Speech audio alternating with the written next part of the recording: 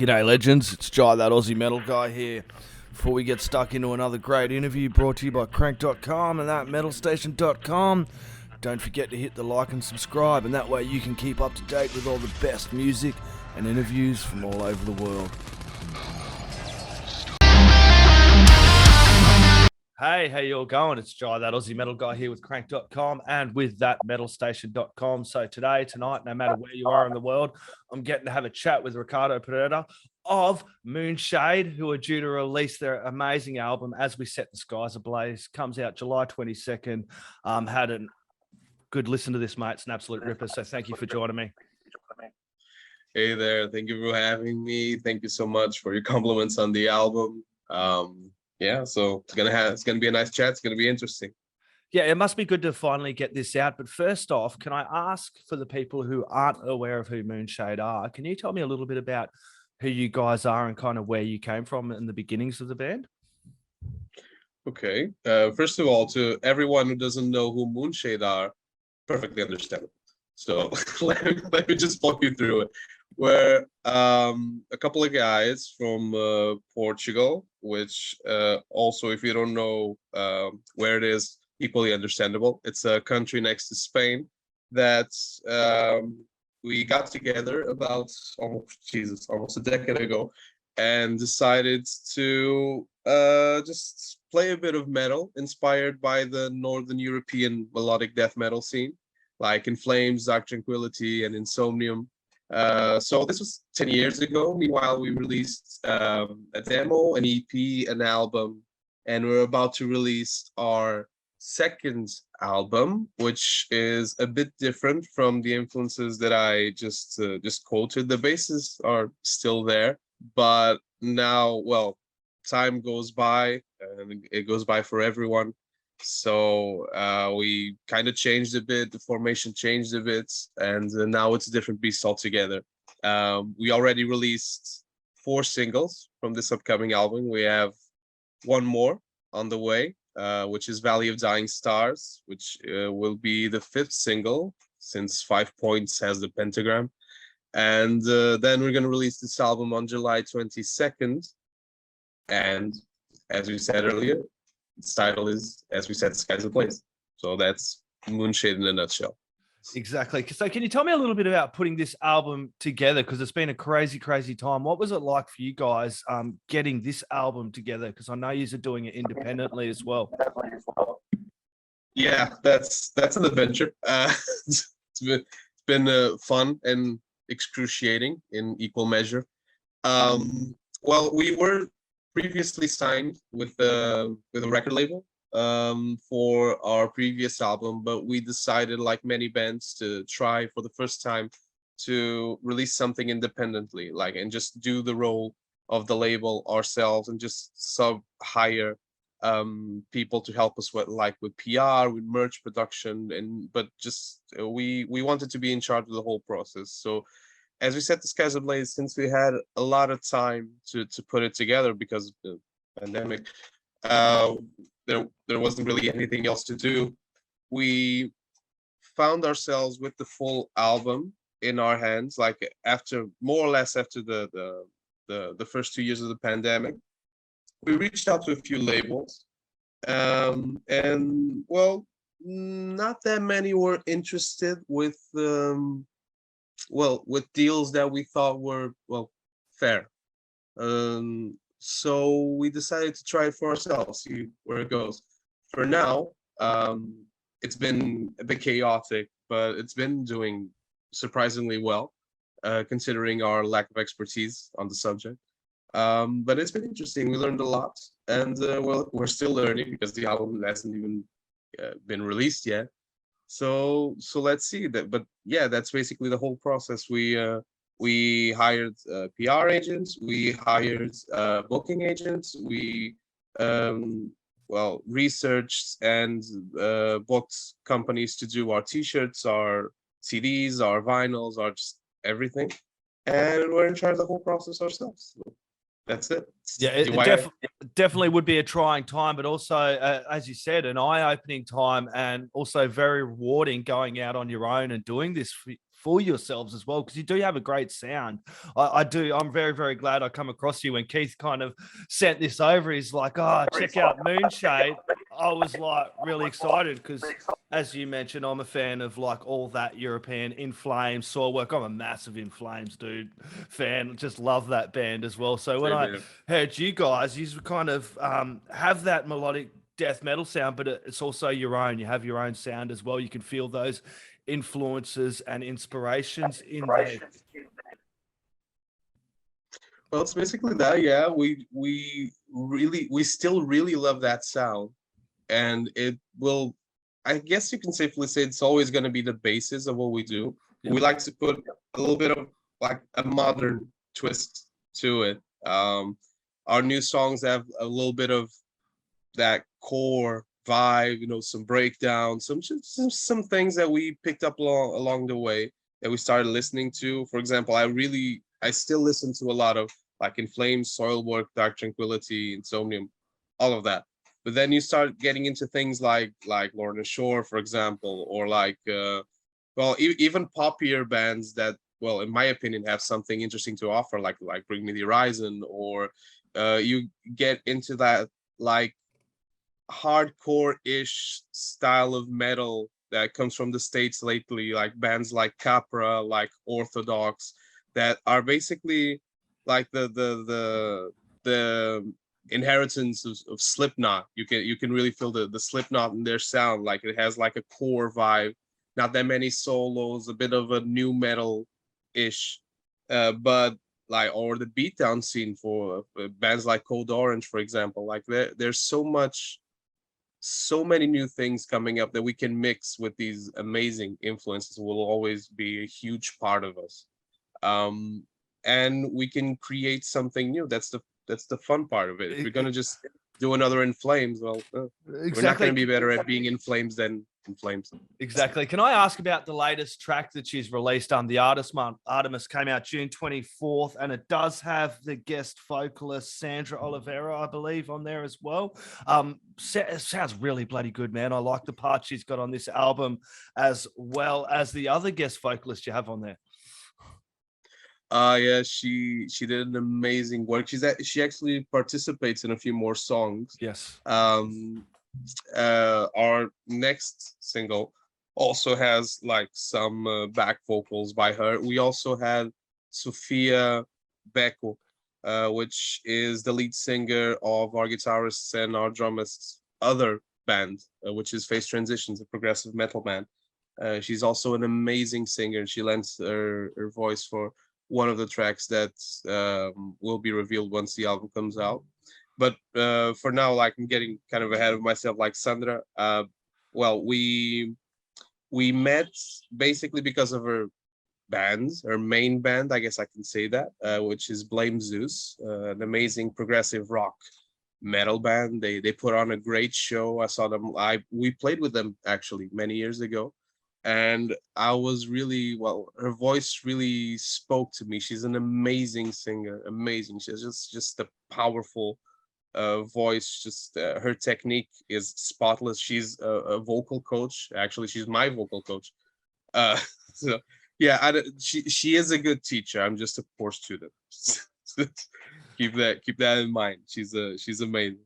So I had to ask her, and then we had that song Artemis, which I wrote that song for my wife, and the theme, although it's applied to the whole logic and imaginarium behind, as we said, The Sky's Ablaze, the main theme is a bit soft compared to the rest. So I really felt the need for some female vocals, and there was only one real option for that song, which was Sandra, and she did an amazing job, just amazing. The only thing that tops the job that she did on Artemis is her work in the album's final track, which is, well, I guess I can reveal it. It's called A Treatise of Human Nature, and she does lead vocals on that one as well.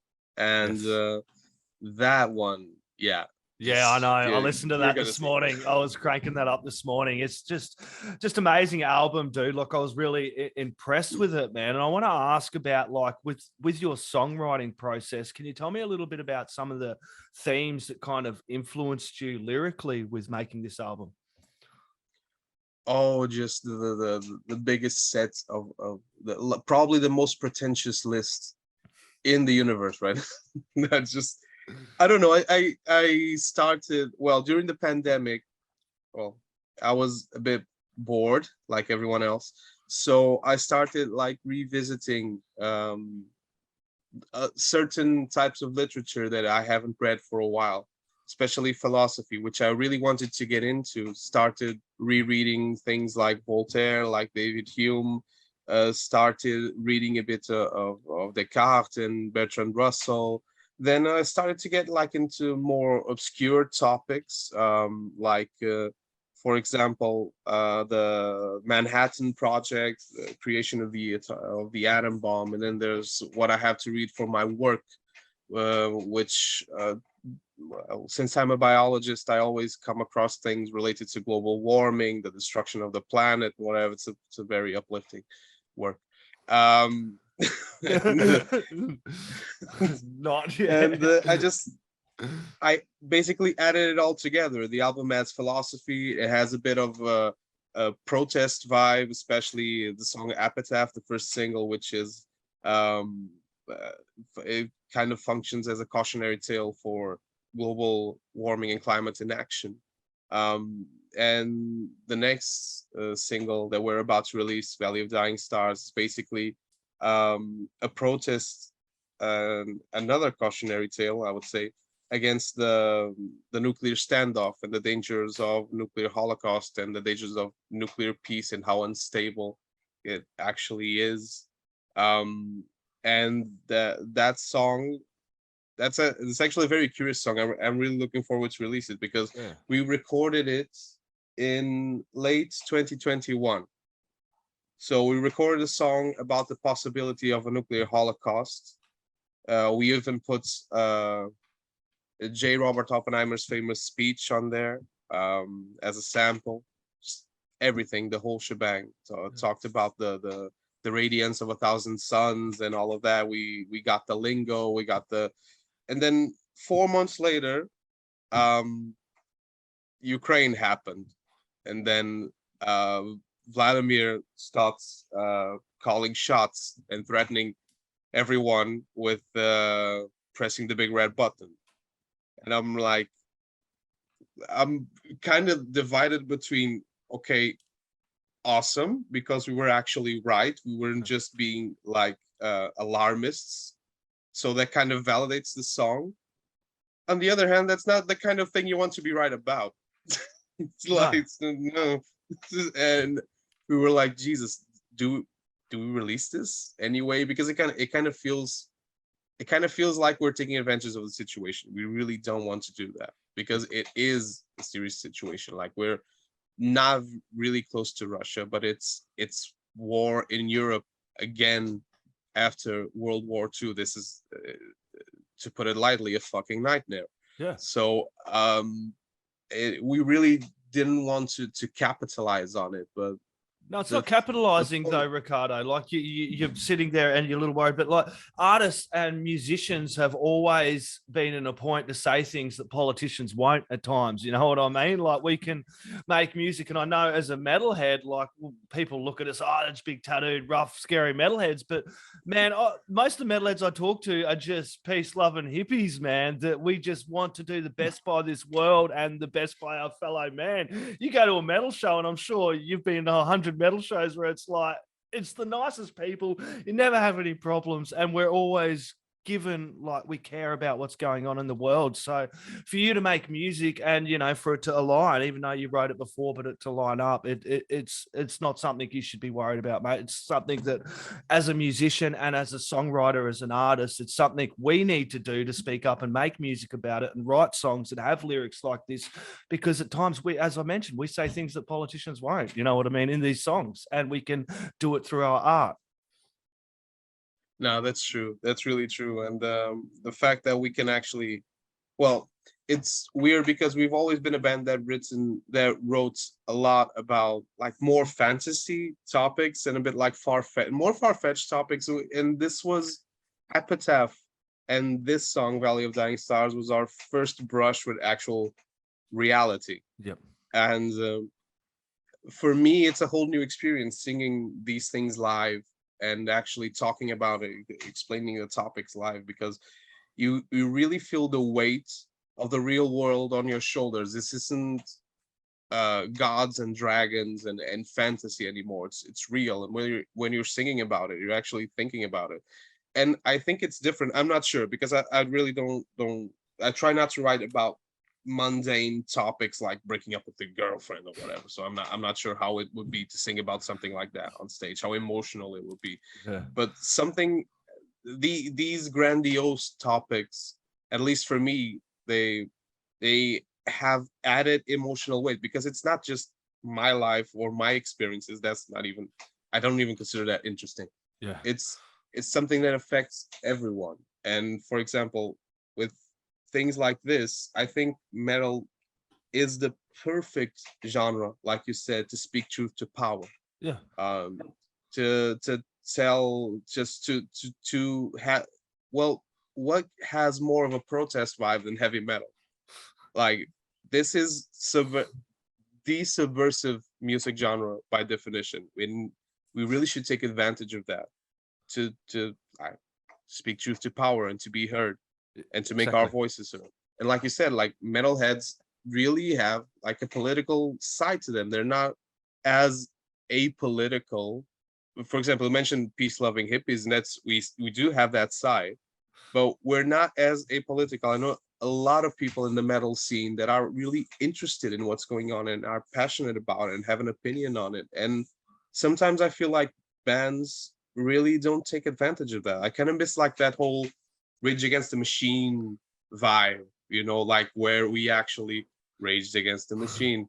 That was fun. That's why bands like Gojira really speak to me, because like I wasn't really into the sound at first, and what really captured me to Gojira were the topics, the lyrics, the intervention part, and then the sound. Well, I fell in love with the sound afterwards, and it's amazing. They're amazing musicians. They're not just a protest band. They're brilliant composers. But that whole vibe, just having a progressive metal band that sings about the environment and about the conservation of the species and about the Amazon rainforest, it's just fucking amazing. We need more bands like that. You can have other bands as well that sing about dragons, or bands like Ghost or Ramon Amarth. I love them. I love those bands, but I think we need more balance in the metal scene, and that's why we kind of rerouted Moonshade for that. A broad spectrum. You did mention playing live there, Ricardo. I want to ask about playing live. Have you guys had a chance to play live again since everything's kind of opened up? Well, we played a local small club show organized by us, just to get the rust out and just to work out the kinks, because the festival season was starting. That went well. We filled up the house, and then we had a festival last week, which we had to cancel sadly, or postpone. We'll possibly return next year, because sadly I got COVID-19, and I wasn't really in condition to sing, and even if I was, I don't think it would be ethical to be on the front line spitting on everyone. No, it was funny because we were due to have a chat last week, Ricardo. You had COVID, then I had COVID the week before. It just seems to be the way of the world that we've got to learn to live with this. But at least we can kind of live with it. You can postpone those shows, and you're not sitting at home for 2-3 weeks or whatever it was before when we initially had this thing. Now we can kind of live with it, get the vaccines and whatever we do, and kind of keep pushing forward. And thank God for that, because it was hard enough. Like I have 3 vaccines. I have the first 2 and then the booster, and it was still kind of hard. I'm not used to being sick. It was like Jesus. But I can't imagine having this without the vaccine. But yeah, so we can kind of live with it and move on. And fortunately, we got the opportunity of just postponing it. Yeah. So no harm done, no harm, no foul. And now we have 2 more festival shows. The one's a big one, and we're actually performing the day the album drops, and we're going to be opening for At the Gates here in Portugal, and Orphaned Land. I think it's going to be fun. It's going to be an amazing event. It's called Lauros Nobilis, and we're going to have another festival called Milagre Metaleiro, which roughly translates to Metalhead Miracle, and it's also going to be a fun festival full of bands like from all of the Iberian Peninsula, and some bands from outside as well. Our day is mostly Spanish and Portuguese bands, but it's going to be fun. It's going to be in August, and then we're going to search for other opportunities to play live, especially outside of our country, since we've been playing here like since forever, and we kind of want to branch out a bit more outside the Portugal and Spain. Yeah, Spain is basically adjacent to here, so it's basically playing the same place. And just move around the world a bit, get to know different festivals, different cultures, and bring Moonshade to whoever wants to see us out there. Yeah, you guys have put on an amazing show. And it's good that you can kind of get some shows off of the back of this album as well. Can I quickly ask who done the artwork for this, man? Because it's amazing. I really dig it, eh?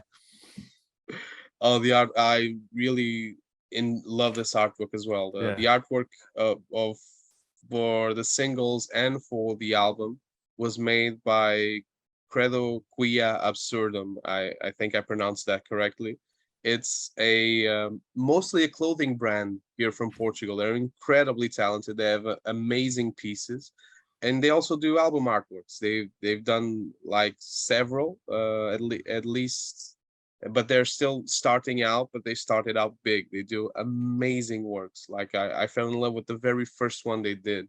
And I contacted them immediately. This was like 2 years ago, more or less. The artwork has been done for quite some time. And they're amazing, super professional, and incredibly talented. It's beautiful. The work they do is just amazing.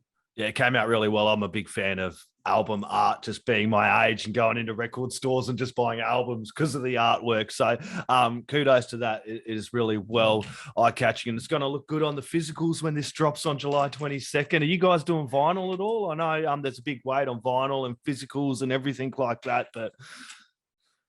Yes, we are. For the first time, we're going to have vinyl. We wanted to do this for a long time. We're gonna do like a classic black vinyl since it's the first, so we gotta go classic, and then we're gonna see if we can release some different editions, or maybe re-release our previous album in vinyl as well. But not for now. This new one's gonna have a digipack and a vinyl version. And we're also looking into a cassette version because it's cool. It's a collectible. I've got cassettes as well, Ricardo. I've been buying cassettes from bands and having bands send me cassettes, and I don't even use them. I just sit them there with my collection. Metalheads, I actually have some, but no place to read them. To listen, I just listen on Spotify. But yeah, it's a cool collectible to have. But that's a good thing about us metalheads, Ricardo? Like, we'll go buy albums, even like people like everything. You, we're fans and bands and that, but we'll still go buy an album and sit it there because we're weird like that. We want a big collection of shit that we can have around the house. Yeah, and all the versions, all the different lines. If you release the vinyl in black, white, red, just we'll buy everything, just everything. And that's what's amazing about us, and that's what's gonna keep the metal scene alive for a bit longer when things are going digital, but the transitions being a little bit rough because digital doesn't really pay a lot. The quality's not as good on Spotify, you know what I mean? Like, even if you get over to like, I'm going to mention, like I am mentioning physicals, people and buying stuff. You know, when you go over and buy an album at Bandcamp, even if you are a digital fan, you still get the higher quality. You get top quality audio files as well as when you buy, you know, compared to the other streaming platforms. Yes, it's great to get the streams. Don't get me wrong. We all do it. We all listen to Spotify, but when we like something, we go buy it, eh? Exactly. Spotify, well, it has its advantages for bands. I'm not that guy. That I know a lot of friends of mine that really complain about Spotify. Yeah, fuck Spotify. I think they're looking at it the wrong way. It's not supposed to pay. You should look at it as the only social media that's going to pay you. Yeah. because Facebook doesn't pay you and Instagram doesn't pay you, but Spotify does. Yeah. And Spotify is the best way to promote your music if you're independent. And I know what I'm talking about because we entered this adventure of releasing the album by ourselves, and Spotify has really been on our corner, not paying us that much for the listens, but actually bringing our music directly into people's ears. And PR, people have to understand, is something really expensive and really hard to do for underground bands. Even if you go to the best PR company there is, we actually have one, in my opinion, one of the best, one of the best people out there doing this, which is Keith Marach from Infecting Cells. He does amazing work. But when you're an underground band, you kind of have everything against you, because a major publication doesn't want to write a news article about you. It doesn't produce clicks. Nobody knows you. So the best that these amazing people at PR can do is just bring your sound to the media, let them decide if they want to post about it or not. But it's hard when nobody knows you. Really got to have a following first, and that's where Spotify comes in, because Spotify, it's not a digest about your music, it's not a review, it's not a publicity thing. It brings your music directly to the person. And the time that it takes a person to read an article about your band, they already listened to 3 songs, they already formed an opinion, and it's more honest and direct that way.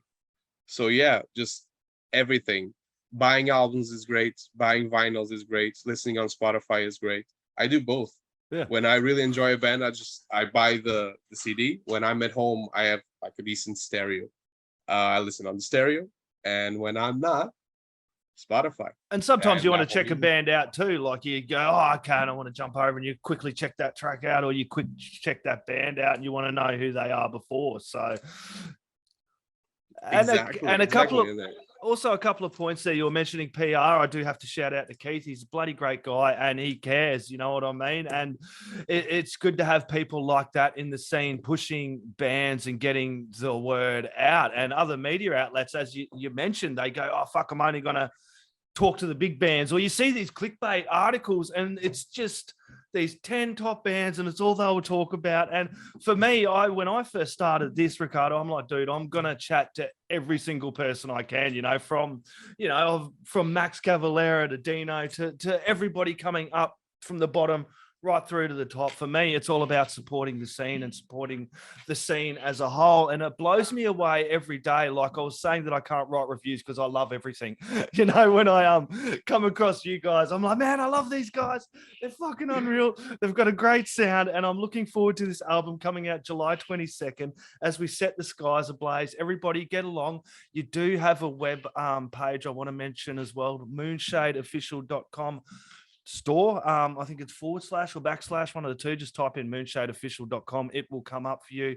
Is there also on Bandcamp, Spotify, everywhere bloody else. There's no reason you can't get over and buy some sick ass merch and some shirts, which I'm looking at now. Ricardo, do you have any last words, shout outs, or thank yous you'd like to add in there, my friend?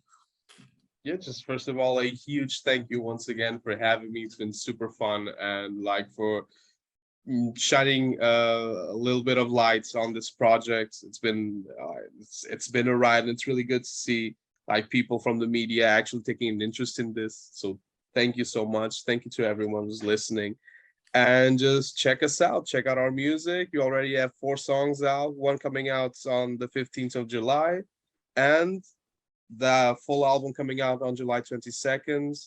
As we said, the skies ablaze. And we also have a huge back catalog. Well, not huge, but respectable. Yes, it that is. You can check out. So enjoy. And once again, thank you for having me here. It's been amazing. Ricardo, absolute pleasure, my friend. Thank you very much. Cheers. Same here.